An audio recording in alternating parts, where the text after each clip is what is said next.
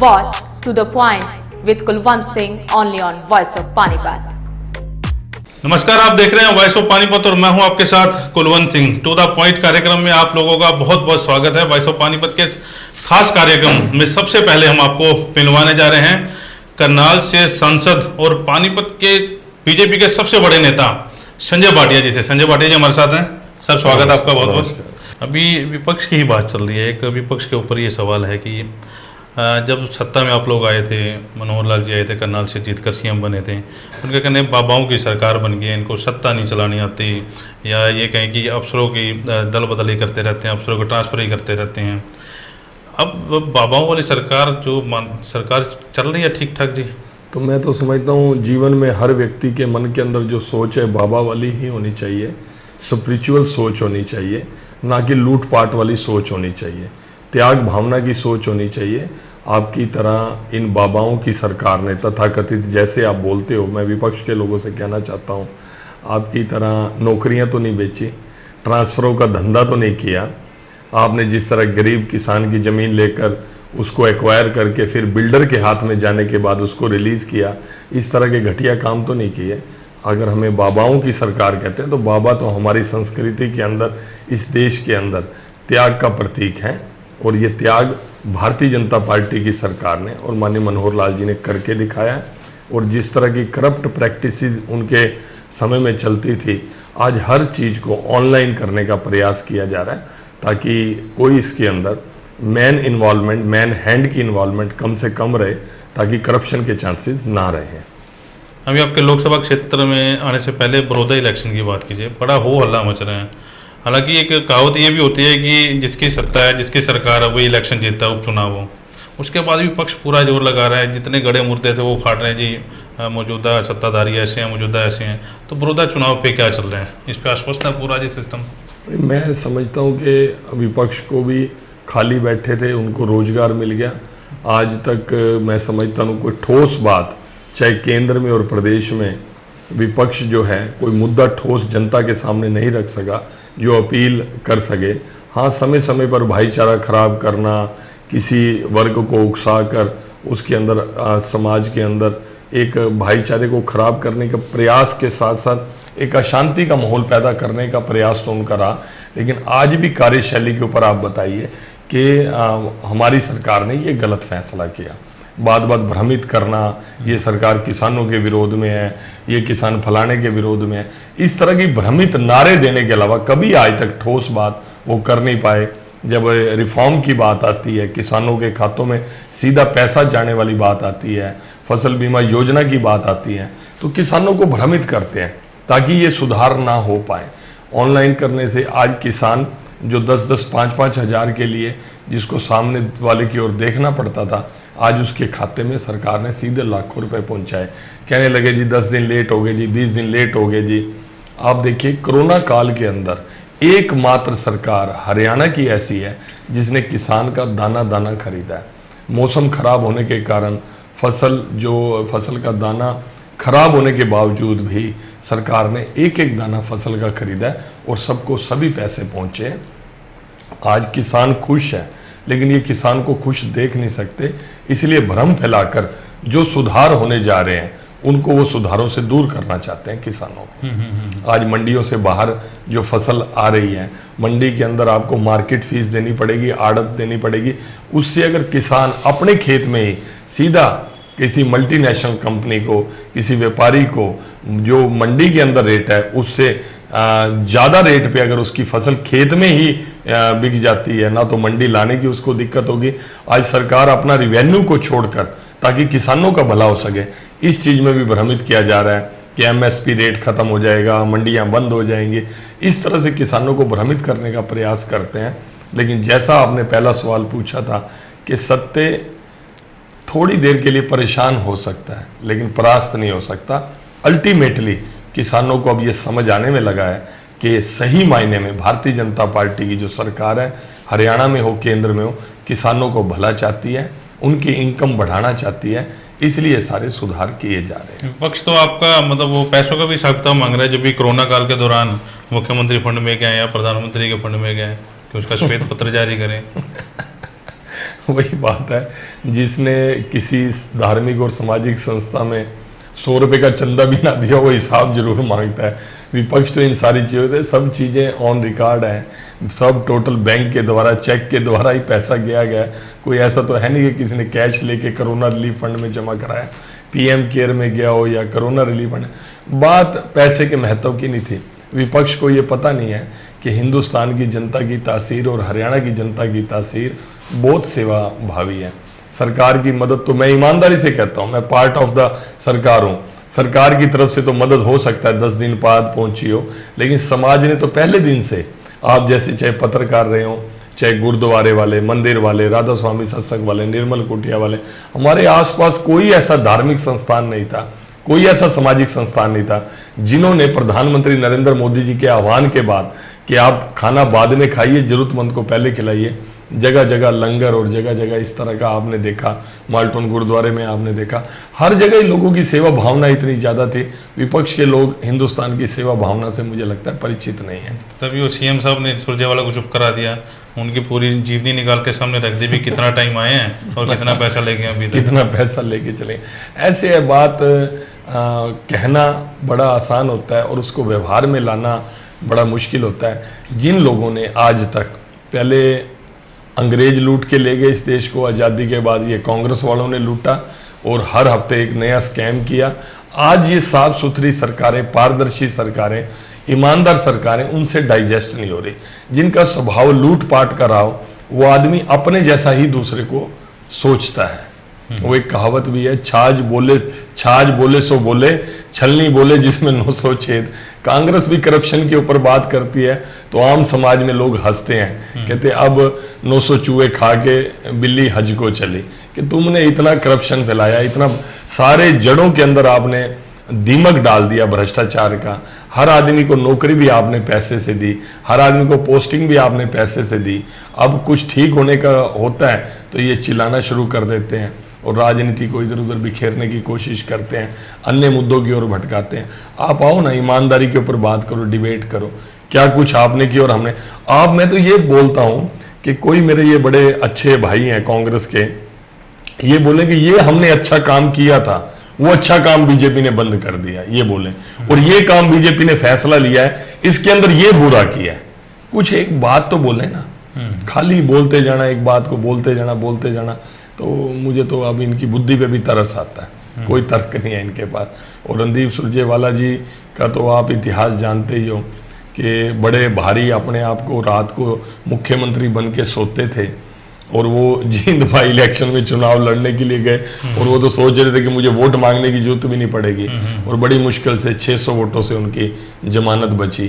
फिर अपने जहां से विधानसभा का चुनाव लड़ते थे, ये भी उनका देखो अजीब सा इत्तेफाक रहा, विधायक होते हुए किसी ने विधायक का उपचुनाव नहीं लड़ा, विधायक होते हुए लोकसभा का उपचुनाव लड़ा होगा, लोक सांसद होते हुए विधानसभा का उपचुनाव लड़ा होगा, ये तो मैंने हिंदुस्तान की राजनीति देखा। लेकिन विधायक होते हुए आप दोबारा विधायक बन जाएंगे तो फिर कौन, मतलब क्या करेंगे आप? मेरे को तो यही समझ नहीं, वोट तो आपका एक ही माना जाएगा। तो वो बनने के लिए गए और 600 वोट से अपनी जमानत मुश्किल से बचा पाए, फिर अपने ही क्षेत्र में हार गए इस बेरोजगारी की हालत में। और वो एकमात्र ऐसे नेता हैं जो हिंदुस्तान के अंदर कांग्रेस को दिशा प्रदान करते हैं, जो विपक्ष की भूमिका निभाते हैं। मैं कहता हूं कि वो राहुल गांधी जी को कितने वर्षों से मेहनत कर रहे हैं। मैं एक बात में उनको सैल्यूट भी करता हूं, मैं उनकी हिम्मत की दाद भी देता हूं कि राहुल गांधी जी जैसे इस सदी के, मैं तो कहता हूं महान विचारक है, जितने चुटकुले उनके ऊपर बने हैं शायद ही उन्होंने रिकॉर्ड तोड़ दिए। मतलब उनका भी बस्ता उठाकर उनको भी सही सिद्ध करना, और मोदी जैसे नेतृत्व को जिसको दुनिया मानने लगी है, दुनिया के सब ताकतवर देश इस समय मोदी जी को सर्वश्रेष्ठ नेता मानते हैं, उनको गलत सिद्ध करना, मैं तो रणदीप सुरजेवाला जी को मैं कहता हूं हिम्मत का काम है। लगे हुए हैं, रिजल्ट चाहे आए ना आए, लेकिन लगे हुए हैं। लेकिन वो तो कह रहे हैं कि बीजेपी का IT सेल इतना वो है कि असली चीज तो आप बताते नहीं। वो आलू और सोने वाली चीज निकली थी, उसमें से वो पार्टी गायब कर दिया, भी आलू निकालो और सोना आ जाएगा। अरे मैं कहता हूँ दोबारा बयान दिलवा दीजिए, भाषण राहुल गांधी जी का दोबारा भाषण चलवा दीजिए, फिर वही टेप चलेगी। क्योंकि जिस आदमी ने अपनी बुद्धि से कभी भाषण नहीं दिया, रिकॉर्डेड और लिखा हुआ भाषण उन्होंने आज तक बोला है। IQ नाम की चीज मैं नहीं बोल सकता क्योंकि बहुत राष्ट्रीय स्तर के नेता और मैं तो बहुत साधारण सा कार्यकर्ता हूं बीजेपी का। मैं तो उनकी बड़ाई कर रहा हूं, रणदीप सुरजेवाला जी की। उनकी बातों को भी सही सिद्ध करने में देखो बड़ी हिम्मत की बात है। राहुल जी की बातों को आप सही सिद्ध कर सकते हो तो सुरजेवाला वाकई तारीफ के काबिल है। लेकिन आप लोगों में तो ये है ना, आरएसएस में या बीजेपी में आपको सिखाया जाता है, कढ़ाया जाता है, ये ऐसे बोलना ही करना है। हम उनको कहाँ मना करें, वो आ जाए उनको भी ट्रेनिंग दे देंगे। हम तो उनके लिए भी, हमारा तो सेवा का भाव है, संगठन के निर्माण का, व्यक्ति के निर्माण का हमारे संगठन का काम रहता है। तो आप आओ ना, आपको भी सिखा देंगे। कम से कम आप अपने विचार तो शुद्ध कर लें। आप ये लूटपाट वाली सोच को तो बंद कर दें। अंग्रेजों की तरह, वो कहते हैं ना गोरे अंग्रेज चले गए और काले अंग्रेजों ने 70 साल 60 साल में मैक्सिमम इन्होंने शासन किया और ऐसी नीतियां बनाई कि अमीर और अमीर होता चला गया और गरीब और गरीब होता चला गया। जिस तरह से अपने घरों की तिजोरियां अरबों खरबों रुपया ऑन रिकॉर्ड रहा कि इनके पास कहां से आ गया। आज किसी को भी देखो, आय से अधिक संपत्ति के मामले इनके ऊपर चल रहे हैं। अब कहां कंपैरिजन करोगे? भारतीय जनता पार्टी के कार्यकर्ताओं की सोच का और इनकी सोच का जमीन आसमान का फर्क है। ये तो उल्टा हमें सिखाने के प्रयास करते हैं। नहीं जी, एवं नहीं चल दी उनकी सरकार तो एवं ही चल दी है जी। इनका काम ही लाइजनिंग का था, इनका धंधा ही CLU का था। ये लोग कांग्रेस के विधायक MLA जेब में पर्चियां डालकर, ले भाई तेरी इतने में नौकरी, रेट चलते थे नौकरियों के, ये 50 लाख का रेट है, ये 25 लाख का रेट है। अब वो रेट कहां गए? तो आज इनको बड़ी तकलीफ है। इनको तकलीफ है, ये सोचते थे चलो एक बार बीजेपी बनेगी, दूसरी बार हम घेर लेंगे और मुद्दों में इनको उलझा देंगे, जात पात में उलझा देंगे, ऐसा करते थे। लेकिन मैं समझता हूँ धीरे धीरे हरियाणा की राजनीति के अंदर जागरूकता आती जा रही है। हरियाणा के लोग सच्चे मन के हैं और बहुत मैच्योर हैं। आज मैं अनेक गांव में गया, आपने बड़ौदा का चुनाव का भी जिक्र किया, मैं बड़ौदा में कई दिन से वहीं पर ही हूँ। मैं गोहाना में, बड़ौदा में, मैं वहाँ लोगों के अंदर, हमारे जो ग्रामीण पृष्ठभूमि के साथी हैं वो आते हैं, बातचीत करते हैं। मैं विरोधी से विरोधी के पास भी गया, मैं कट्टर से कट्टर कांग्रेसी के घर पर भी गया, व्यक्तिगत संबंधों के आधार पर। मैंने जब उनसे बात की, कहता भाई यू खट्टर ने तो कोई नहीं बिसरा सकता, भाई यू नेक आदमी है, भाई यू नेक आत्मा है, इसने कोई नहीं बिसरा सकता। इस तरह की बात करते हैं। मैं तो देखता हूं कि ग्राउंड रियलिटी क्या है। ग्राउंड रियलिटी तो ऐसे मुख्यमंत्री को तो दिल से पसंद करते हैं, लेकिन कहे यार के करें, हमारी तो यार इतने साल हो गए कांग्रेस के लगे हुए, अब के करें भाई, इसका झंडा ठाना पड़ा है। लेकिन हम दिल से पसंद करते हैं मुख्यमंत्री मनोहर लाल जी को। ये बात मैंने सैकड़ों जगह पर सुनी है, अपने कानों से सुनी है, और ये सच्चाई है। मुझे इस बात का गर्व भी होता है कि हमारे प्रदेश का मुख्यमंत्री इतना अच्छा इंसान है कि विरोधी भी उसकी तारीफ करते हैं। हमारे देश के प्रधानमंत्री मोदी जी इतने अच्छे इंसान हैं कि विरोधी क्या, दुनिया के सारे देश उनकी तारीफ करते हैं।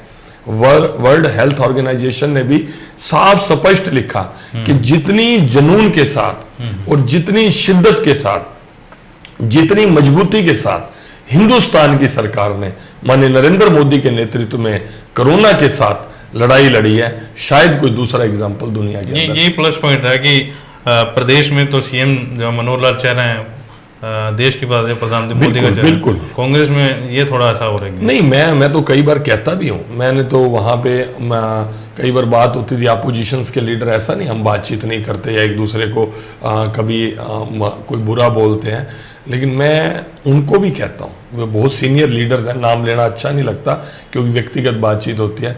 मैं कहता देखो आपका हमारा क्या फर्क है, आप भी अपने राजनीतिक क्षेत्र में, हम भी राजनीतिक, फर्क ये है कि आपको राहुल पसंद है, हमें मोदी पसंद है, आप में और हमारे में ये फर्क है।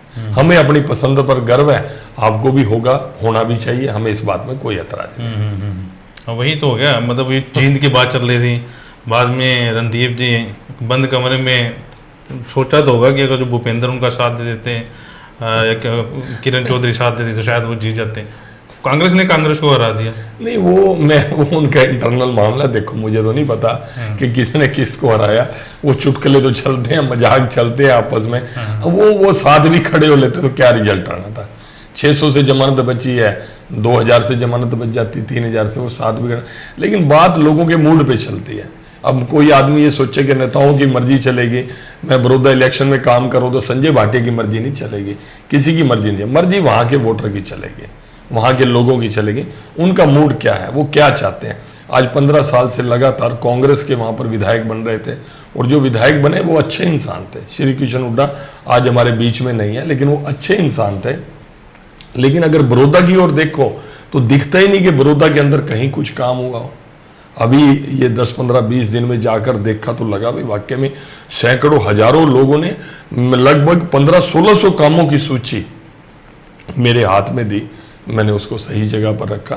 तो उसके ऊपर मैं समझता हूँ कि कल बड़ौदा को 2 कॉलेज भी दिए। हालांकि कहने वाले कहेंगे कि यार अब चुनाव है और चुनाव के कारण देखो जी डेवलपमेंट में, तो फिर अच्छी बात है, कुछ हो ही रहा है ना, चाहे चुनाव के कारण ही हो रहा है। मैं बोलूं नहीं जी नहीं चुनाव नहीं है, चुनाव के कारण ही तो मुझे वहां जाने का मौका मिला, चुनाव के कारण ही वहां पर वर्कर ने मोबिलाइज होकर लोगों के बीच में जाकर देखा कि वहां पर लोग तो इस संकोच के साथ, क्योंकि भारतीय जनता पार्टी की सरकार है, हमारा विधायक है, वो काम नहीं करवा पाएगा, लोग उसके पास नहीं जाते थे। बीजेपी वाले के पास इसलिए नहीं जाते थे, भाई इसको वोट नहीं दिए, इसको हरा दिया, इसके पास काम कैसे लेके जाएं। उस संकोच में बड़ौदा के लोग सारी चीजों को सहन करे थे। लेकिन अब क्योंकि बाई इलेक्शन आया तो उसके बीच में जाके देखा यार काम तो होने ही चाहिए। एमएलए कोई बने, आप वोट किसको दो ना दो यार उसका कोई कंसर्न नहीं है, लेकिन काम तो होना चाहिए। वहां की बच्चियों को कितनी दूर जाना पड़ता था कॉलेज के लिए, 2 कॉलेज वहां पर दिए और वो योजना के तहत दिए। 15 किलोमीटर के घेरे में, ऐसा भी नहीं कि कोई पक्षपात किया हो, 15 किलोमीटर के घेरे में कॉलेज होना चाहिए। तो उस घेरे के कारण 2 कॉलेज बड़ौदा कॉन्स्टिट्यूंसी में आ गए, बाकी जगह पे 9 आए, पूरे हरियाणा में खाली बड़ौदा में वो आ गए। और 11 के 11 कॉलेज में जो विधायक एक जगह पर है शायद बीजेपी के, 10 जगह पर तो है ही अपोजिशन के विधायक, वहां पर भी कॉलेज दिए। हमारा कोई भी काम पॉलिटिकली मोटिवेटेड नहीं होता, लेकिन कांग्रेस ये सिद्ध करने में लगी रहती है कि इन्होंने इस कारण से ले भाई ठीक है। तो वो कांग्रेस तो ये कह रही है कि बड़ौदा की अब क्यों ज्यादा ही, पहले क्यों नहीं? हाँ ठीक बात है, बड़ौदा को आपने इतने साल वोट लेने के बाद भी, हुड्डा साहब का 10 साल शासन रहा और आप बड़ौदा को अपना घर कहते रहे। आपने 10 साल के शासन में बड़ौदा में क्या किया? हमारा तो फिर भी जनप्रतिनिधि वहां पे नहीं रहा। आप हमारे पार्ट पे कमी कर लो, मैं मानता हूं हमारी कमी कह लो, हम स्वीकार करते हैं, तो आपकी कमी क्या होगी? हमारी गलती है तो आपका तो गलता है। आप तो 10 साल राज में भी रहे, मुख्यमंत्री भी रहे, बड़ौदा को अपना घर भी कहते रहे। और बड़ौदा की सड़क जो किलोई की तरफ जाती थी, जब तक वो बड़ौदा की सीमा में रहती थी, वही सेम सड़क वो तो टूटी फूटी रहती थी और किलोई में घुसते ही वो जीटी रोड बन जाते थे। बच्चे आपको एम्प्लॉयमेंट चाहे कोई मैं कहता हूं लगाने थे, आपने वोट रिश्तेदारियां सारी किलोई वालों को जाके बड़ौदा के आप बिठा देते हो, भाई अपने घर का उड्डा इसने वोट दे दो। और जब नौकरी देने की बात आती है तो बड़ौदा के बच्चों की बारी नहीं आती, बड़ौदा के अंदर हॉस्पिटल की बारी नहीं आती, बड़ौदा में साफ पीने के पानी की बारी नहीं आती। सारा कुछ आप किलोई में क्यों ले जाते हो? आप बड़ौदा को बड़ौदा का हक क्यों नहीं देते? मैं मान गया आपका प्यारा होगा किलोई, बड़ा बेटा है आपका, प्यारा है आपका, कमाऊ पूत है, आपको ला के कमा के बच्चा देता है। इसका मतलब ये थोड़ी कि छोटे को उसकी जायदाद से वंचित कर देंगे कोई माँ बाप, थोड़ा बहुत हिस्सा तो बड़ौदा का भी दे देते हैं उनको। लेकिन अब बड़ौदा अपना हक लेके रहेगा। बड़ौदा के लोग, मैं उनके बीच में बैठता हूं, वो कहते हैं कि अब हम भारतीय जनता पार्टी के साथ जाएंगे, कमल खिलाएंगे और सरकार में अपना साझा लेंगे। उन्होंने अब ये मन बना लिया है। टिकट फाइनल होगी बड़ौदा की? नहीं, अभी टिकट तो हमारा केंद्रीय नेतृत्व फाइनल करता है, सेंट्रल पार्लियामेंटरी बोर्ड है जिसको भी खड़ा करेंगे। टिकट हमारे जैसे कार्यकर्ता के लिए तो हमेशा ही फाइनल होती है और वो टिकट का कैंडिडेट होता है कमल का फूल। अब ये कहा जाता है कि संजय भाटिया जो प्रदेश में सांसद का काम कम कर रहे हैं, प्रदेश महामंत्री का काम ज्यादा कर रहे हैं, मतलब जहाँ कोई बीजेपी का नहीं है वहां पे जाके संजय भाटिया को भेज दो, ऐसी मुगली गुट्टी पिला देते हैं लोगों को। कांग्रेस इनेलो को छोड़ के आपकी तरफ मुगली गुट्टी क्या है वो? आपको तो आज तक नहीं पिला सकते। नहीं, हम तो आप तो बड़ी मुश्किल से मिले थे, वो आप तो नाराज ही चल रहे थे मेरे से। कोई मुगली गुट्टी नहीं है भाई साहब, ऐसा है, बिल्कुल सही बात है, मैं इस बात को नकारता नहीं। सांसद के नाते मेरा दायित्व बनता है, उसको भी निर्वहन करता हूं मैं। आपने देखा होगा इस कोरोना काल में भी 3-4 महीने मैं लगातार 3 दिन करनाल में और 3 दिन पानीपत में रहा और बाकी दोपहर बाद 6 की 6 कॉन्स्टिट्यूंसीज में रहा लगातार 3-4। हालांकि मेरे से लोग नाराज भी हुए, सोशल मीडिया में भी लोगों ने कमेंट्स किए, मीडिया में भी, प्रिंट मीडिया में भी आया, इलेक्ट्रॉनिक मीडिया में भी आया कि सोशल डिस्टेंसिंग की धज्जियां उड़ी। मेरे को नाराजगी भी हुई मेरे केंद्रीय नेतृत्व से, प्रदेश के नेतृत्व से। उन्होंने कहा संजय जी आप अपना ख्याल रखो, आप बिल्कुल अपना ख्याल नहीं रख रहे, आप रिस्क ले रहे हो। मैं मानता हूँ मेरे पार्ट पे गलती थी, मैं स्वीकार करता हूँ। मैं मेरे जीवन में ऐसा नहीं कि मेरी गलती रही और मैं उसको स्वीकार ना करूं, मैं स्वीकार करता हूं। लेकिन मेरे लिए बड़ा भारी मुश्किल का समय था, क्योंकि जैसे ही मैं सांसद बना, पार्लियामेंट का सेशन इतिहास के अंदर जब से पार्लियामेंट बना है आज तक का सबसे लंबा सेशन वो चला। सबसे देर रात तक काम उसके अंदर चला, सबसे ज्यादा विधेयक वहां पास हुए। वहां से आते ही मुझे जन आशीर्वाद यात्रा का संयोजक बनाया। तो मेरा लगभग 1 महीना तो लगातार यात्रा चली और 1 महीना उसकी तैयारी में लगा, 2 महीने उसके अंदर लगे। फिर विधानसभा के चुनाव आ गए, उस विधानसभा के चुनाव में मुझे 1.5-2 महीना वर्किंग करनी पड़ी। मैं मानता हूं कि मैं उतना न्याय अपने लोकसभा क्षेत्र के साथ नहीं कर पाया, लेकिन जिस संगठन ने, जिस भारतीय जनता पार्टी ने एज ए वर्कर मेरे को ग्रूम किया, मुझे एक पहचान दी समाज के अंदर, उसके प्रति भी मेरा दायित्व था। क्योंकि लोग कहते हैं कि माँ बाप को जब भी बच्चे को आवाज मारे तो उसका धर्म बनता है, उसके काम के लिए रहे। लेकिन मैंने लोकसभा क्षेत्र में, आज आप किसी से पूछेंगे, बच्चा यही कहता है कि जितनी इजीली अवेलेबिलिटी संजय भाटिया की है, जैसे भी पहले फोन की बड़ी नाराजगी रहती थी कि फोन है, लेकिन फोन के ऊपर 24 आवर्स तुरंत सूचना मिलती है कि सब्जी मंडी ऑफिस में है, घर पे है, करनाल कृष्णा मंदिर में है या गोहाना रेस्ट हाउस में। कोई ये मना नहीं करेगा भी कहाँ पे है। तो अनेकों लोग मेरे पास आते हैं, मेरी बिल्कुल अवेलेबिलिटी रहती है। मैं कल थोड़ी देर के लिए पानीपत आया, हालांकि मैं दिन में गोहाना में था, रात को मैं वापस आया तो मैंने डिकाडला, नरैना, किवाड़ा और उसके साथ 4-5 जगह मेरे और कार्यक्रम रहे। मैंने तुरंत मतलब समय का सदुपयोग करते हुए देर रात तक मैंने वो सारे कार्यक्रम किए। और घर जाने के बाद भी लगभग पीटीआई टीचर मेरे घर ही बैठे थे। कल उनका एजुटेशन भी था, रक्षाबंधन, उन्होंने मुझे रक्षा सूत्र भी बांधा। और इस तरह की 2-3 पंचायतें थी, क्योंकि मेरे एक स्वभाव में मैंने अपना मन बना लिया। मुझे नहीं पता कि उसमें मेरा वोट कम होगा, ज़्यादा होगा, पार्टी को नुकसान होगा, फायदा होगा। मैंने कभी भी एक पक्षीय किसी की सुन के उसके लिए लड़ाई झगड़े के मामले में थाने में फोन नहीं किया। मेरी इच्छा रहती है कि दोनों पक्ष सामने बैठे हो, पंचायती बात से सोल्यूशन हो। अगर पंचायती बात से सोल्यूशन नहीं होता, कोई किसी के साथ जाति कर रहा है, तो फिर मैं जो कमजोर है, जिसके साथ जाति हो रही होती है, मैं उसके साथ खड़ा होता हूँ। उसके मत नाराज होते हैं लोग, नाराज होते हैं, मेरे खुद के साथी भी नाराज होते हैं कि यार हम तो आपका साथ दिया, आप, मैं क्या, देखो आपने मेरा साथ दिया, लेकिन मैं सही का साथ दूंगा। अगर आप सही की तरफ खड़े हो तो आपको कहने की जरूरत नहीं, अगर आप गलत की तरफ खड़े हो तो जेन्युइन है, नाराजगी होती है। ऐसी नाराजगी तो आपके विधायक महिपाल डांडा की भी थी आपके साथ, उनकी दूर होगी नाराजगी? नहीं, मैं आज और मैं महिपाल जी दोनों इकट्ठे थे। ये समाज में परसेप्शंस हो जाती है। मेरे छोटे भाई हैं, जिस दिन से पॉलिटिकल फील्ड में वो भी हैं, मैं भी हैं, हमने इकट्ठे मिलकर काम किया।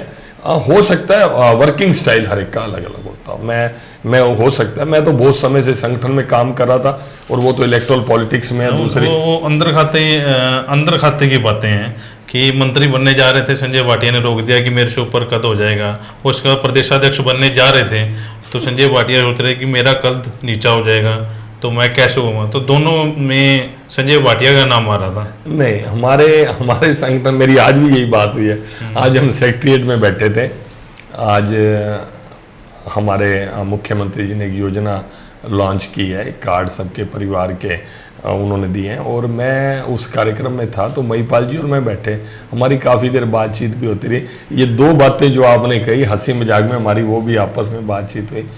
ऐसे हमारे यहाँ पर कोई भी निर्णय होता है, साधारण से साधारण निर्णय भी होता है। मान लो अभी deputy mayor, senior deputy mayor का चुनाव होना है, तो आप ये सोचोगे अकेला संजय भाटिया कोई निर्णय नहीं कर सकता। यहाँ की स्थानीय टीम, प्रदेश की टीम, सब मिलकर जब एक मत होते हैं तो वो निर्णय होता है, एक व्यक्ति का निर्णय। और जो मंत्री वाला निर्णय और प्रदेश अध्यक्ष वाला निर्णय, वो तो मेरे से बहुत ऊपर। सलाह तो लेते होंगे ना? नहीं, आप सलाह लेते हैं, लेकिन मेरी सलाह हमेशा उनके लिए पॉजिटिव रही है, महिपाल जी की। ये महिपाल जी स्वयं भी जानते हैं, मैं भी जानता हूँ। लेकिन परसेप्शन समाज के अंदर, अंदाज जो है, अंदर खाते नाराजगी तो तभी शुरू हो गई थी जब दारा सिंह रावल को आप लेके आए थे पार्टी में, और ऑलमोस्ट पता ही हो गया था कि अब तो दारा सिंह रावल को टिकट मिलने जा रही है। दारा सिंह रावल जी को कभी टिकट की बात हो गई, दारा सिंह रावल जी नहीं आए। कभी दारा सिंह रावल जी आपको मिले तो वो स्वयं आपको, तो वो तो नाराजगी थी, फिर आप इकट्ठे ट्रैक्टर में बिठा के उनको लेके आए, नाराजगी दूर कराई, लेकिन वो पूरे इलेक्शन के दौरान तो दिखे नहीं महिपाल के। देखो सुनो, मैं बताता हूँ, दारा सिंह रावल जी को भारतीय जनता पार्टी को उन्होंने समर्थन दिया, मोदी जी की नीतियों से प्रभावित होकर लोकसभा में उन्होंने मदद करी। कभी भी उन्होंने टिकट के लालच में, या मुझे उनको कहना पड़ा मैं टिकट दिलवाऊंगा, इतना दारा सिंह रावल जी भी समझते थे। सिटिंग एमएलए थे, उनकी टिकट काटने, उनकी परफॉर्मेंस अच्छी थी महिपाल जी की, उनकी टिकट काटने का तो कोई कारण ही नहीं था। दूसरी बात है, दारा सिंह रावल जी को जिस दिन नॉमिनेशन हुआ, नॉमिनेशन के पहले ही दिन मैं दारा सिंह रावल जी मेरे साथ ही गए थे, मैंने ट्रैक्टर चलाया, एक तरफ महिपाल जी बैठे, एक दारा सिंह रावल जी बैठे। उसी दिन इलेक्शन डिसाइड हो गया था कि भारतीय जनता पार्टी ही जीतेगी, क्योंकि दारा सिंह रावल अपने आप में एक फोर्स है, एक कई वोटों पर वो कमांड रखते हैं। जब वो सारे वोट और उनके नेता बीजेपी के साथ खड़े हो गए कैंडिडेट के साथ, तो उस दिन जीत निश्चित महिपाल जी की हो गई थी। लेकिन मैं कहता हूँ कि दारा सिंह रावल जी बीजेपी में आ गए तो फायदा ही हुआ, बीजेपी को कोई नुकसान नहीं हुआ। दारा सिंह रावल जी जब भी इंडिपेंडेंट चुनाव लड़े 20-30 हजार वोट वो लेते थे, और जो वोट बैंक जो हमें मिला, जो दारा सिंह रावल जी के पास वोट बैंक जाता था, वो वोट बैंक की हमेशा हमारे को सपोर्ट रहती थी।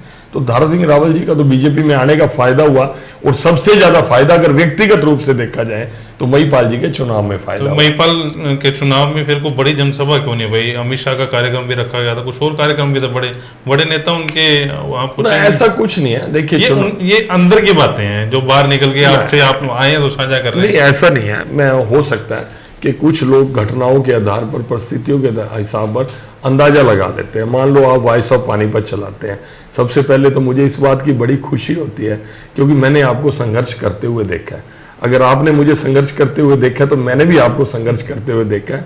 आपको याद भी नहीं होगा, आपका कच्चे कैंप में पुराना उस समय घर था, मैं आपके घर तब भी आया था, कई साल पुरानी बात है। वो आपने एक कंबल दिया था आज मेरे याद है। तो वो मैं उसमें आपके घर पर आया था, मैं आपको संघर्ष करते हुए देखता था। मैं यार ये मैं सोचता था एक दिन, आज मुझे बड़ी खुशी होती है कि वॉइस ऑफ पानीपत एक वेब पोर्टल होने के बावजूद पूरे इलेक्ट्रॉनिक मीडिया के कंपटीशन में एक जबरदस्त तरीके से व्यूअरशिप आज आपकी कोई कम नहीं है। एक इलेक्ट्रॉनिक चैनल पे टीवी को देखने वाले लोगों की जितनी संख्या पानीपत में है, उतना आप वॉइस ऑफ पानीपत देखने वालों की भी है। मुझे इस बात की बड़ी खुशी होती है। वो आपके बारे में दूसरे वेब पोर्टल वाले या दूसरे मीडिया वाले क्या परसेप्शन बनाते हैं, जबकि आप अपना सहज स्वाभाविक काम करते हुए जा रहे हो। तो आम समाज के अंदर चलन और क्या बातें होती हैं, इस मामले में मैं देखो मास्टरी मानता हूं कांग्रेस के लोगों की। अपना कुछ करना नहीं, लेकिन बीजेपी के डिफरेंसेस शो करके बीजेपी को कमजोर करने का प्रयास करते हैं। मैं कहता हूं कि अपनी तैयारी करके आप बादाम घी दूध खा के आप मैदान में आओ ना। बीजेपी के लोगों को आप सोचते हो कि आपस में फर्क डाल के तो हम फायदा उठाएं, ये कांग्रेस की पुरानी नीति रही है। देखो कुछ गुण तो अंग्रेजों से कांग्रेस ने सीखे हैं, जैसे लूटपाट का सीखा है, जैसे फूट डालने का सीखा है, ये गुण तो कांग्रेस ने स्वाभाविक सीखे हैं। लेकिन इन बातों से मैं विशेष करके अपनी कह सकता हूं मेरे मन में कोई फर्क नहीं है, और यही भाव मैंने महिपाल जी का भी देखा है, उनके मन में भी कोई फर्क नहीं है। चलो इस मुद्दे से हटके बात करते हैं। जेजेपी के साथ ठीक चल रहा है सर? बहुत बढ़िया चल रहा है। लेकिन जो दुष्यंत चौटाला को विभाग दे रखे हैं वो आजकल बड़े सुर्खियों में है, चाहे शराब वाला विभाग था, चाहे तहसील वाले मुद्दे चल पड़े उसमें। तो इस बारे में क्या है? अनिल विज भी नाराज चल रहे हैं इस मामले को लेकर। कौन नाराज चल रहे हैं? अनिल विज साहब भी, शराब का जो मामला देखो तकरार हो रही है दोनों। अनिल विज जी हमारे बहुत ही सीनियर और बहुत ही ऑनेस्ट और जबरदस्त नेता हैं। वो नाराज क्यों चल रहे हैं इसकी जानकारी तो वो स्वयं दे सकते हैं, क्योंकि मेरी कभी इस विषय में उनसे बातचीत नहीं हुई कि वो नाराज हैं, इसलिए मैं उस पर टिप्पणी नहीं कर सकता। रही बात जो जेजेपी के पास विभाग हैं या हमारे उप मुख्यमंत्री दुष्यंत चौटाला जी के पास विभाग हैं, तो उन विभागों में मैं समझता हूँ कि इस समय अभी कोरोना काल के अंदर भी रिमार्केबल उन्होंने रिकवरी के, रिवेन्यू के प्रयास किए हैं। एक दो केसेस मेरे सामने भी आए, मैंने आपके माध्यम से, न्यूज़ चैनल के माध्यम से मैंने पढ़ा। लेकिन आप ये देखिए कि ये मामले तो बीजेपी का शासन आने से पहले की रूटीन थी लोगों के, ये काम ही यही थे। लेकिन इस शासन काल में ऐसे केसों को उजागर किया गया, ऐसे केस पकड़े गए, तो मैं समझता हूँ कि बिल्कुल ठीक काम चल रहा है। अगर ना पकड़ा जाता, रूटीन में वही काम चलते रहते, तो आप और हम कह सकते कि कुछ गड़बड़ है। लेकिन जब चीजें पकड़ में आ रही हैं और बख्शी नहीं जा रही, चाहे कोई कितना भी प्रभावशाली व्यक्ति ना हो, तो इसका तो मैं उनके काम विभागों के परफेक्ट चल रहे हैं। मैं अगर एक इंडिपेंडेंट सोच के आधार पे भी कहूँ, केवल इसलिए नहीं कि हमारी गठबंधन है या वो हमारे सहयोगी हैं या हमारी सांझे की सरकार है, मैं as a individual, as a layman भी अगर सोचूं, अगर कोई चीज कहीं पकड़ में आ रही है तो इसका मतलब सिस्टम दुरुस्ती की ओर है। पकड़ में तो चर्चाएं कड़वा सवाल है, आप जवाब देने में तो माहिर हैं। ये तो लोकल मैं विधायक सच बोलने में माहिर हूँ, उसको आप जब कुछ भी लोकल विधायक की बात की, प्रमोद विश्वास की बात की जाए, ईमानदार है, ईमानदार छवि के, शहर के लिए कुछ करना चाहते हैं, लेकिन सीधा साधा नाम नहीं लेते, अफसरों के ऊपर डाल देते हैं कि अफसरशाही। अभी लाइट घोटाले वाली बात चल रही थी, आपको शायद पता हो कि पानीपत में नहीं, मुझे पता है, मुझे प्रमोद जी ने बताया लाइट का घोटाला चल रहा है, उसकी जांच अभी तक पूरी नहीं हो पा रही, सामने नहीं आ पा रहा कि असल में मुद्दा क्या था, असल में उसके पीछे कौन था। और अब जो लाइट का वो लेके आए हैं दूसरी कंपनी का, उनमें कहा जी अब लाइट का घोटाला नहीं होगा। एक लाइट के लिए उन्होंने इतना जोर लगा दिया। और दूसरी बड़ी बात है कि चर्चाएं ये भी है कि भाटिया जी की टीम जो है पूरी, उन्होंने प्रमोद विश्वास को कैप्चर कर रखे हैं। उन्होंने कोई काम करना है तो भाटिया जी को पूछेंगे सर ये काम करे भाटिया जी का, क्योंकि आपस का प्यार है, सलाह मशवरा ही होता है, लेकिन लोगों का कहना है कि वी साहब को आपने कैप्चर कर रखे हैं। नहीं, ऐसा नहीं है। वी साहब मेरे से बड़े भी हैं, समर्थ भी हैं, उनकी पॉलिटिकल बैकग्राउंड मेरे से बड़ी स्ट्रांग है। उनके पिताजी 5 बार यहाँ से विधायक रहे हैं और उनको सोशल सर्विस का वी साहब को बड़ा अनुभव है। मेरे ख्याल जितने सेवा कार्य रोटरी में रहते हैं उन्होंने किए, शायद मैं तो कल्पना भी नहीं कर सकता, और मैं शायद बाकी के जीवन में कर भी नहीं सकता। वो तो एक बात है, मैंने कहा ना, कांग्रेस के लोग माहिर हैं किसको किससे अलग किस तरीके से करना है। महिपाल जी से अलग इसलिए कर दिया, दोनों की राय नहीं मिलती। प्रमोद विज जी को ये कह के भाई वो संजय जी ने कैप्चर कर रखा है, ये कह के दूर कर देंगे। उनको हर बात के तरीके आते हैं कांग्रेस के लोगों को। दूसरी बात यह है, पहली बात तो मेरी कोई टीम नहीं है, ना मैंने कभी जीवन में टीम बनाई परमानेंट। कोई एक आदमी, आप मेरे जीवन के 25 साल में देख लो कि जो 24 घंटे जो मतलब संजय भाटिया को गाइड करता हो, प्रभाव करता हूं, मैं गाइड होता हूं जो हमारी वैल्यूज हैं पार्टी की, उसके आधार पर गाइड होता हूं, व्यक्ति के आधार पर मैं गाइड नहीं होता। दूसरी बात, सही काम करने वाला मेरा विरोधी भी हो, मैं उसको अप्रिशिएट करता हूं। और प्रमोद जी तो अपने परिवार के हैं, अपने साथी हैं, वो सही काम करे। मुझे उन्होंने बताया, मुझे तो पता भी नहीं, कल परसों ने मेरे व्हाट्सएप पे सूची भी डाली, मैं तो चंडीगढ़ में था। उन्होंने कहा कि मैं 1532 की एक मैंने लाइट लिया है, हैवेल्स की, क्रॉम्पटन की लिया, शायद क्रॉम्पटन की लिया, मुझे नहीं पता, उन्होंने सूची डाली है। तो वही जो लाइट्स हैं वो बता रहे हैं कि कई गुना ज्यादा भाव पे आज से 2-3 साल पहले से परचेज चली आ रही है। अब वो अधिकारियों पे डाले या नेताओं पे डाले या मेरे पे डाले, तो यार ये बात देखने में तो अजीब सी लगती है।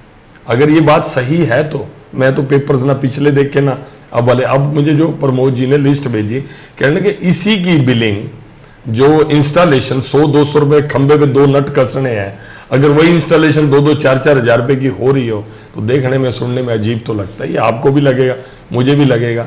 तो मैं कहता हूं कि चलो इन्होंने डायरेक्ट कंपनी से परचेज करी होगी, पहले वालों ने ठेकेदार के थ्रू परचेज करी होगी। भाई ठेकेदार भी 10% टोटल बिलिंग का मार्जिन रख लेना, कि ऐसा थोड़ी कि 10 वाली चीज को आप 100 रुपए में या 50 रुपए में बेच दोगे, तो वो तो फिर गलत ही है। अगर जो लाइट घोटाला जो हुआ है वो पिछले टर्म में हुआ है। लाइट घोटाला पहला जो एलिगेशन लगा उसको दुष्यंत भट्ट जी, मुझे जानकारी मिला कि वो जांच कर दे। अब उन्होंने क्या जांच करी है, क्या जांच सबमिट करी है, जांच तो सौंप ही दी। देखिए कुलवंत जी, मैं डे टू डे निगम के अंदर क्या हो रहा है, किसने क्या काम किया। सर ये सवाल इसलिए करना बनता है मेरा आपसे, हालांकि आपके लायक सवाल नहीं है। नहीं है, सवाल ये है इसलिए भी है, मैं नगर परिषद का चेयरपर्सन रहा हूँ, चेयरमैन रहा हूँ, तो मेरा इंटरेस्ट का विषय भी है। आपका सवाल मेरे से गलत नहीं है, और ना मैं इसमें एमपी बन गया, तो मैं काम वर्किंग आज भी एमसी वाली करता हूँ।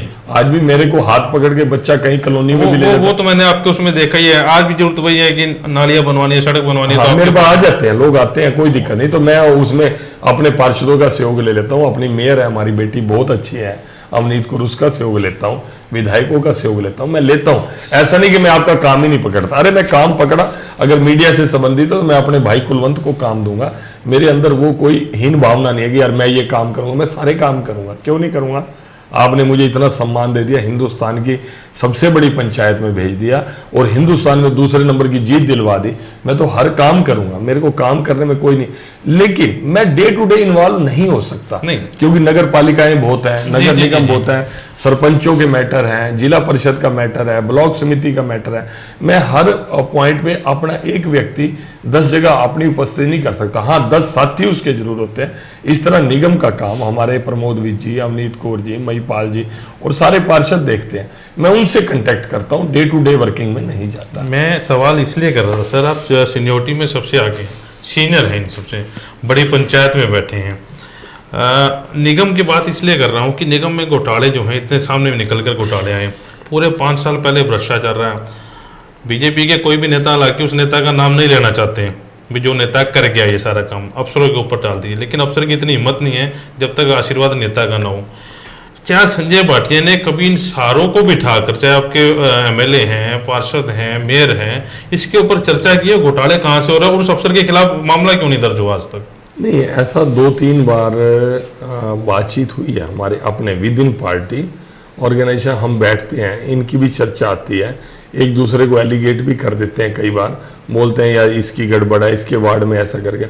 लेकिन कुल मिला के मैं ये मानता हूँ, देखो मैं मुख्यमंत्री जहाँ प्रयास कर रहे हैं कि आपकी टेंडर व्यवस्था है उसको ऑनलाइन करो ताकि कोई मन मर्जी से, और जो काम होते हैं उसको प्रॉपर चेक किया जाए कि काम मौके पे हो ही रहा है कि खाली बिल ही बिल बने जा रहे हैं, या काम अच्छी क्वालिटी का हो रहा है। मान लो टाइल जो 10 रुपये वाली 12 रुपये वाली लगनी चाहिए, वहाँ पे टाइल 5 रुपये वाली 7 रुपये वाली या ना ही लग रही हो, या पुराना जो मटेरियल है जो नगर निगम का है उसकी कॉस्ट डल के ठेकेदार को पड़ रही है, या बैकअप फ्री में ही वो कबाड़ में ही उठा के लेके जा रहा है पुराना सामान।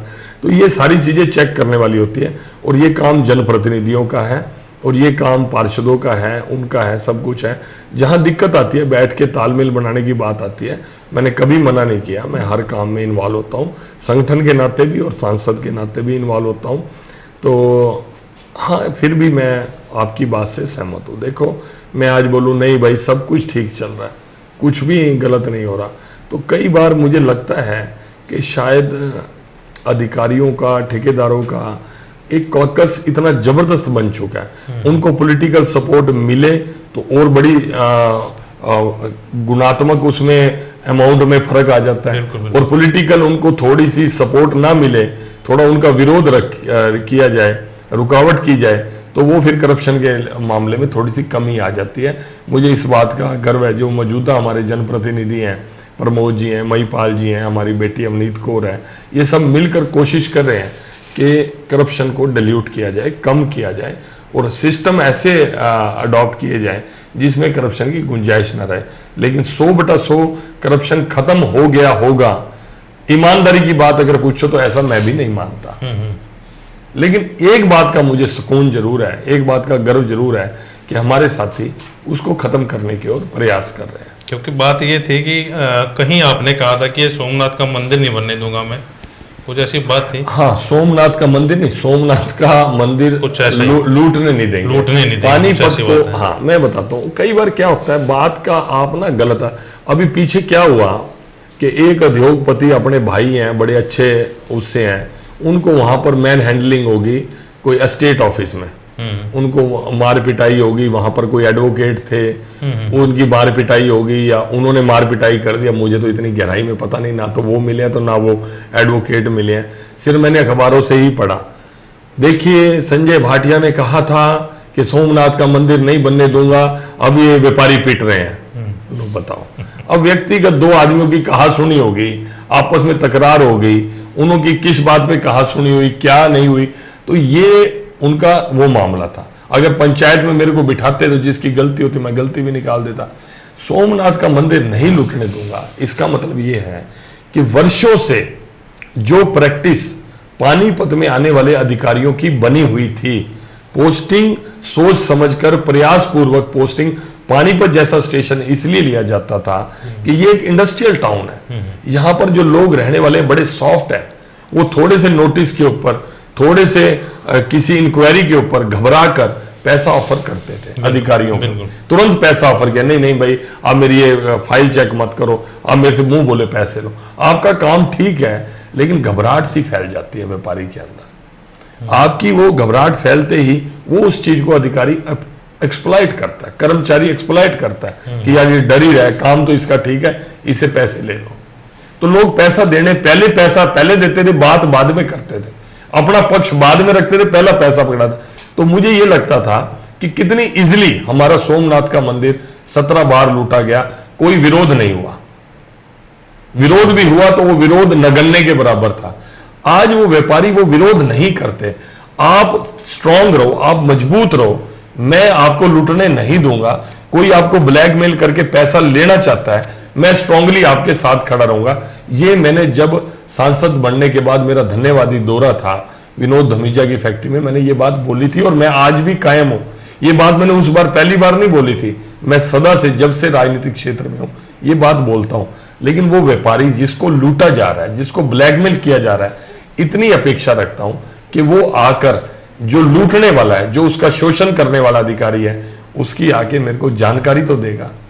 इन राइटिंग कंप्लेंट ना दे, वर्बल तो मेरे को आके कहे कि ये आदमी मेरे को लूट रहा है, मेरे से पैसे मांगता है तो मेरा काम करता है। आज भी जो मेरे पास आने वाले लोग हैं, मैं सीधा उस अधिकारी को फोन मारता हूं और उसको बोलता हूं कि आप इसको पैसे के लिए प्रेशराइज करते हो। आज मेरा स्टाइल है, मैं इस तरह ही बात करता हूं, मैं तो संकोच, ये मदद है। अब मैं बिल्कुल यहाँ पे कोई भी पोल्यूशन का भी पालन नहीं करूंगा, मैं कोई बिल्डिंग नॉर्म्स को भी पालन नहीं करूंगा। फिर कोई अधिकारी मेरे को आगे टोकेगा भी अपनी फाइल जमा कराओ, अपना नक्शा जमा कराओ, मैं नहीं कराऊंगा। फिर कोई ये कमेंट डालेगा, चाहे मीडिया का चाहे व्यक्ति, संजय तो कह रहा था मैं लूटने दूंगा। अरे मैं आपको कब कह रहा हूं लूटने दूंगा?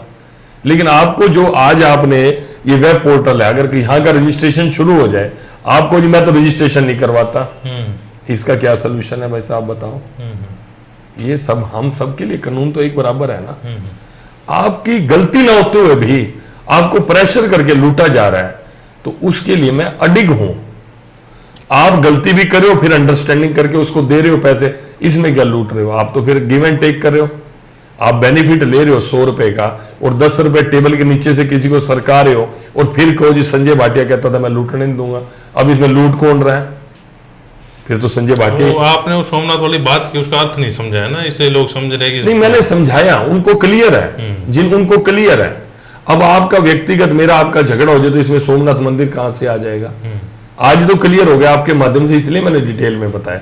आपके साथ कोई भी जाति कर रहा है, सरकारी कर्मचारी, सरकारी अधिकारी या व्यक्तिगत रूप से कोई व्यक्ति भी कर रहा है, समाज का भी कोई व्यक्ति कर रहा है, खाली मैं अधिकारी कर्मचारियों की बात नहीं कर रहा, आपका प्रशासन की बात नहीं कर रहा, आपको व्यक्तिगत रूप से भी कोई एक्सप्लॉइट कर रहा है, ब्लैकमेल कर रहा है, मैं 100% साथ दूंगा, ईमानदारी से साथ दूंगा। मेरा भाव ये है।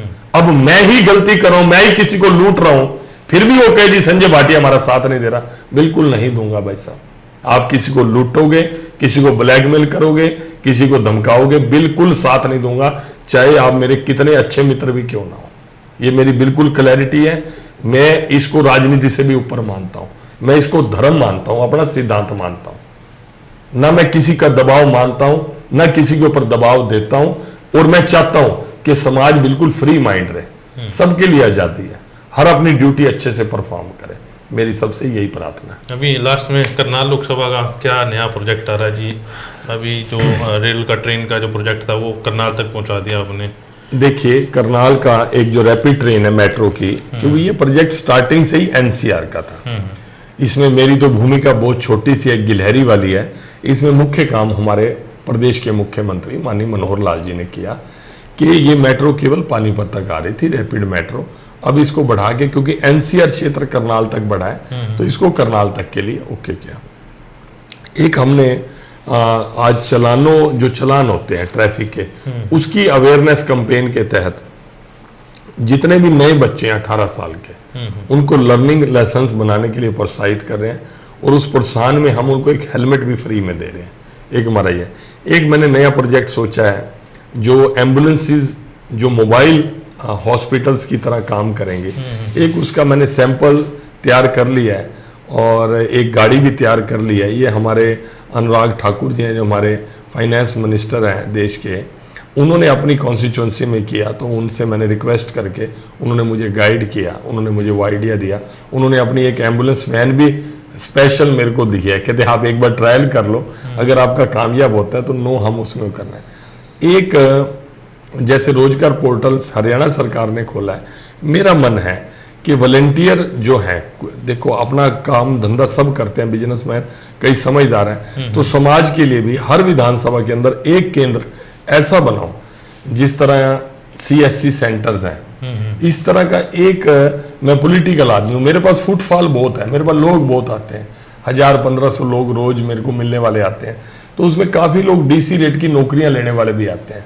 तो उसमें जो 150 बच्चे रोज के मेरे पास उस जॉब के लिए आते हैं, सबको जॉब नहीं मिल सकती, सबको डीसी रेट की, तो उनको मैं गाइड करता हूँ कि आप अपना कोई ना कोई रोजगार करो। 25 लाख तक का आपको गारंटी फ्री लोन मिलेगा।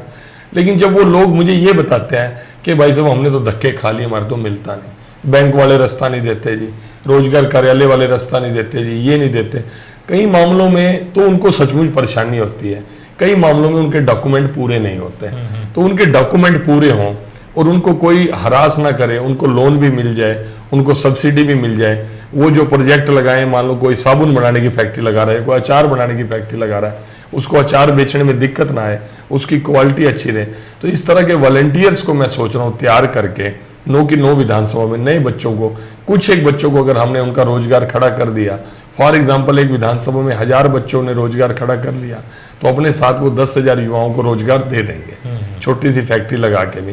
तो एक टारगेट है, ये अभी सोच है, एक मन में है कि अपने गांव के अंदर चाहे सब कुछ है, उनको पीने का पानी अच्छा मिल जाए।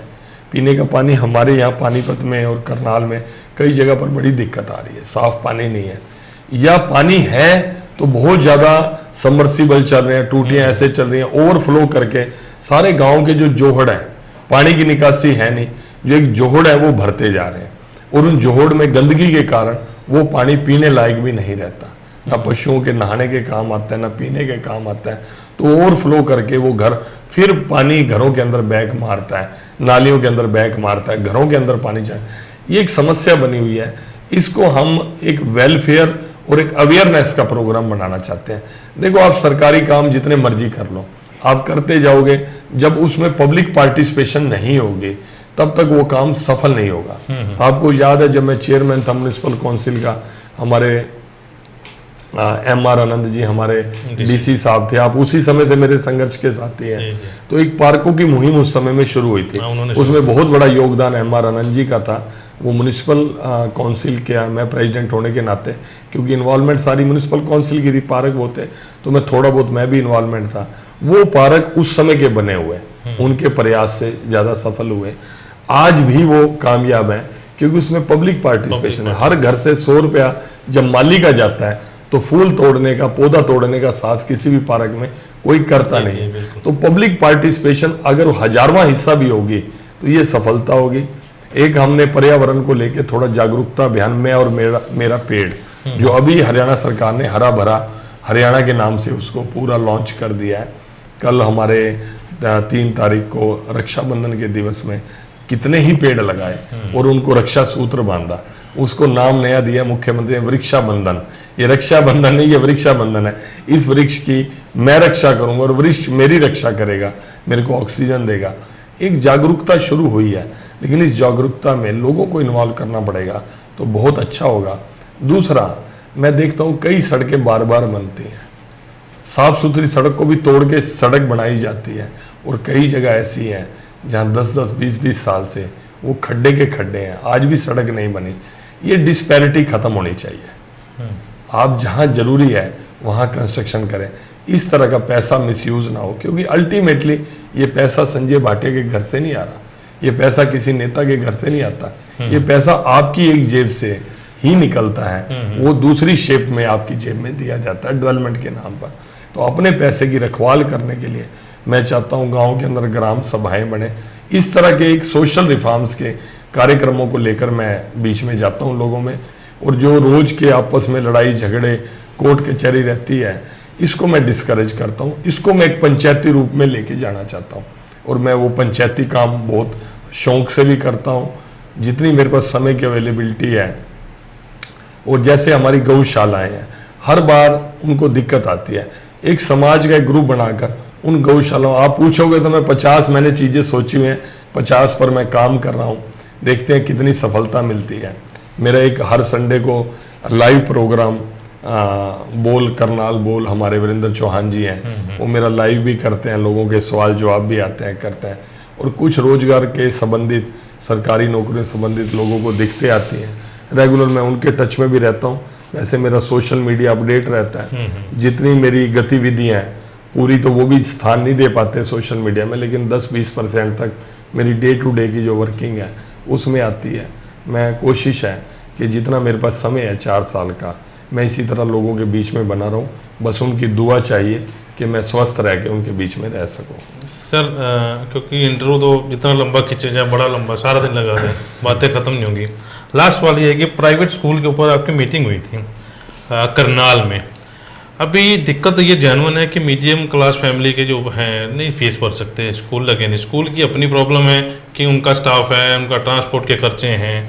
वो मुद्दा कहाँ तक पहुंचा है? ये फीस के बारे में अभी आप क्या आने से पहले भी किसी गार्जियन के फोन आ रहे थे। देखिए मैं बताता हूँ आपको।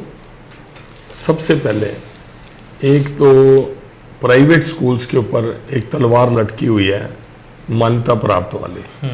वो कई लोगों को हर बार रिन्यू कराने में साल दर साल बढ़ती जा रही है। कहाँ 2003 से शुरू होकर आज 10-15 साल से। एक बार तो मैं उन प्राइवेट स्कूल संचालकों को बार बार कहता हूँ, जब थोड़ा सा प्रशासन की तरफ से सख्ती होती है, लोग उनके उसमें करते हैं तो वो एक्टिव हो जाते हैं। और जितनी बार भी मेरे पास आते हैं मैं प्रशासन को, सरकार को रिक्वेस्ट करता हूँ, रोकता हूँ। मैंने हमेशा उनको कहा है कि एक कोई पॉलिसी फ्रेम कर लो। आप क्या चाहते हो कि इतने बच्चों का स्कूल कितनी जगह के अंदर होना चाहिए, कितनी बिल्डिंग होनी चाहिए, क्या नॉर्म्स होनी चाहिए। लेकिन मुझे लगता है कि एक मत बनाने उसके ऊपर कोई नीति बन नहीं पाते। दूसरा जो आपने विषय दिलाया, वो करनाल में मैंने जो मीटिंग कराई थी, वो अभिभावक संघ और प्राइवेट स्कूल एसोसिएशन दोनों टकराव की स्थिति में थे। दोनों एक दूसरे को अपशब्द तक बोल रहे थे कि ये लूटने वाले हैं, लुटेरे हैं, ये वो है। तो उसमें कुछ स्कूल के इंस्टीट्यूशंस थे जो बड़ी ईमानदारी से वर्षों से लोगों की सेवा कर रहे हैं। एक बच्चों का एक अच्छा स्टफ एक उन्होंने यहाँ से निकाला है, तो वो थोड़ा हर्ट फील कर रहे थे।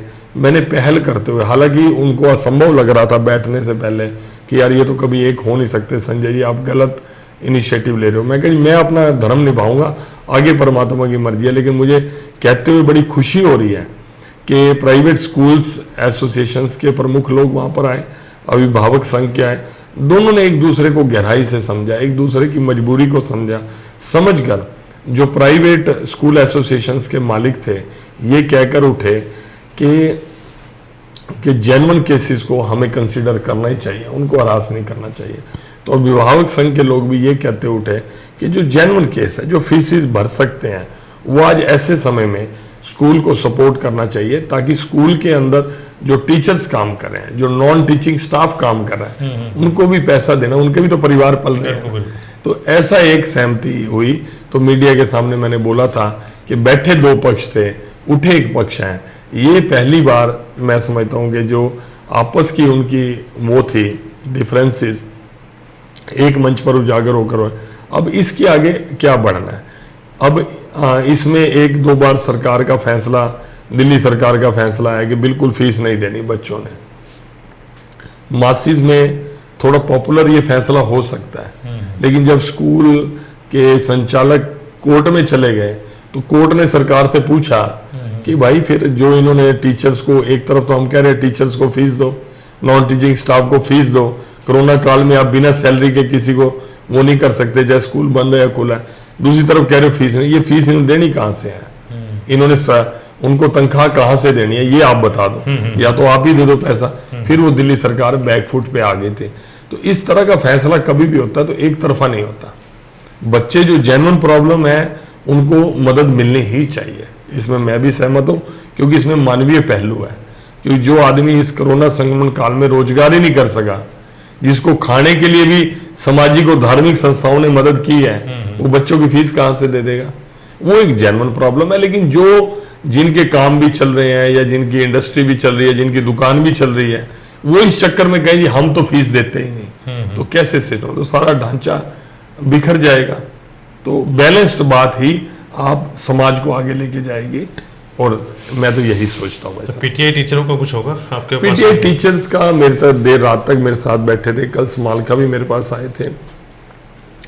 सुप्रीम कोर्ट का फैसला है, उसमें कई मामलों में सरकार कुछ करने में असमर्थ है, लेकिन अब लास्ट एक कोशिश और मुझे लगता है कि करनी पड़ेगी। हालांकि उनका 23 तारीख का पेपर एग्जाम का भी मामला आया है, लेकिन लास्ट एक हम रात को बैठे हैं। आजकल में एक 2, 3, 4, 5 का ग्रुप जो है कि कोई ऐसा रास्ता निकले, कोई बीच का रास्ता निकले। मान लो जो सरकार करने में समर्थ नहीं है और जो करने में समर्थ है, या उनको एक्सेप्टेबिलिटी किस लेवल तक है। कोई आदमी तो कहता है कि हमें ये चीज़ एक्सेप्ट नहीं है। एक कॉमन मिनिमम प्रोग्राम बने कि दोनों उस बात के ऊपर सहमत हो। इसके लिए मैं एक आखिरी प्रयास करना चाहता हूँ। रिजल्ट क्या आएगा वो परमात्मा को पता है। तो संजय भाटिया जी हमारे साथ थे। इंटरव्यू और भी लंबा खींच सकते थे, लेकिन टाइम शेड्यूल थोड़ा सा बिजी है साहब का भी। तो आज के लिए बस इतना ही। टू द पॉइंट कार्यक्रम में किसी और हस्ती के साथ हम लोग पेश होंगे दोबारा। तब तक के लिए नमस्कार।